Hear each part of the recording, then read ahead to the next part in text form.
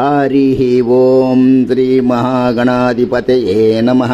మహాసరస్వత్యై నమః. దీనామపిత్రేవతో గురుబ్రహ్మ గురువిష్ణు గురుదేవో మహేశ్వర గురు సాక్షాత్ పరబ్రహ్మ తస్మై శ్రీ గురవే నమః. గురవే సర్వలోకానాం విషజే భవరోగిణాం నితే సర్విద్యానాం దక్షిణామూర్తయే నమః. సదాశివారంభాం శంకరాచార్య మధ్యమామస్మదాచార్య పర్యంతాం వందే గురుపరంపరాం. వ్యాసాయ విష్ణురూపాయ వ్యాసరూపాయ విష్ణవే నమో వై బ్రహ్మనిదే వాసిష్ఠాయ నమో నమః. ప్రియ భగవద్బంధువులారా, జై నరసింహ, జై నరసింహ, జై నరసింహ. యాదగిరిగుట్ట ఆలయం త్రేతాయుగం కాలం నాటిది. శ్రీరాముని బాబగారైన ఋష్యశృంగ మహర్షి కుమారుడే యాదర్శి. ఆయన తపస్సు వల్లనే లక్ష్మీ నరసింహస్వామి యాదగిరిపై పంచనారసింహ రూపాలలో వెలిశాడు. ఆనాడు యాదమహర్షి చూసిన ఉగ్ర నరసింహ రూపమే యాదగిరిగుట్ట అయిందని చెబుతారు.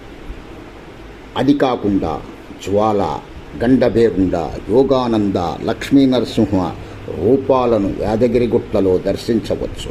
అలాగే పురాణకాలం నాటి కథలను, అనేక భౌగోళిక సాక్ష్యాలను భక్తులు పేర్కొంటారు. ఆయా అంశాలను తెలుసుకోవాలంటే గిరిప్రదక్షిణ చేయాలి. యాదగిరిగుట్టలో గిరిప్రదక్షిణ, యాదాద్రిలో గిరిప్రదక్షిణ అపూర్వఘట్టం. ప్రతి మాసంలో నరసింహుని నక్షత్రమైన స్వాతి నక్షత్రం రోజున యాదాద్రిలో భక్తులు గిరిప్రదక్షిణం చేస్తారు.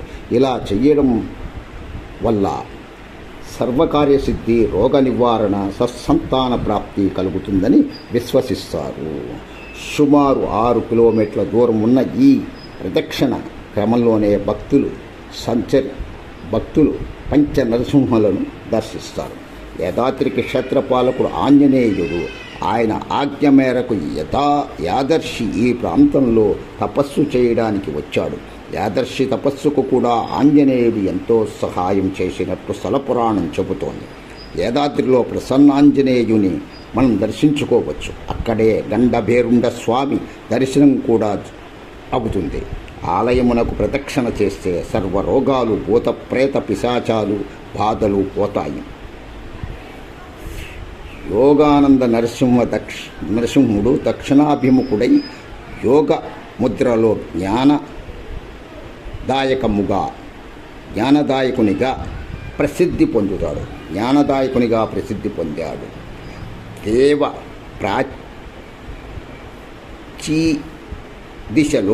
దేవప్రాచీ దిశలో వెలసిన లక్ష్మీ నరసింహస్వామి దర్శన మాత్రంతో కోరికలను నెరవేరుస్తాడు. 2 శిలాఫలకాల మధ్య సర్పాకారంలో శ్రీ చూర్ణరేఖను ధరించి ఉన్న రూపం జ్వాలా నరసింహమూర్తి. ఇక యాదాద్రి కొండంతా ఆవరించి ఉన్న మహారూపం ఉగ్ర నరసింహమూర్తి. మూలమూర్తిగా విరాజిల్లుతున్న స్వయంభూ నృసింహమూర్తి ఈ పంచనరసింహుల సమ్మేళన రూపం. జై నరసింహ, జై జై నరసింహ. ఓం శాంతి శాంతి శాంతి.